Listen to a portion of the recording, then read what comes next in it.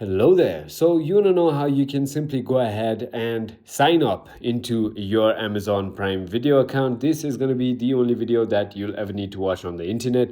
So, with that being said, let's just get straight into the video. First things first, all you need to do is simply go ahead and open your App Store, and on the search bar, simply search for Prime Video just like that.